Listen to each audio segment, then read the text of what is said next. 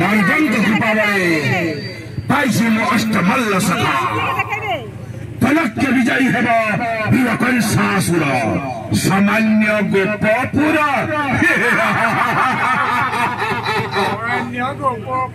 नआसिब सामान्य गोपपुर को जाओछे महर्षि एकन कले आपण न जानी बढ़ी मुही आश्रमर मृग हेले देले अभिशाप जदि आसे बाप बोर मुही जदि यमुना नदी जल को स्पर्श करे मुही मूर्धन फाटी प्राण जीव मोर ठीक करे नहंती महर्षि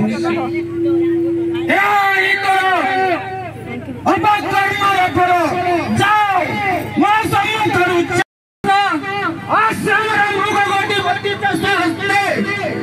राजा नंदन होई कलायते कर्म दस अनुरूपे देवी राजा उग्रसेन सुख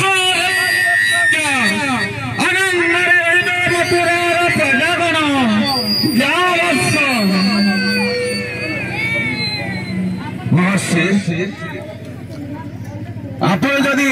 आदेश दियंती एबे जीवे मुही मृग अन्वेषण जा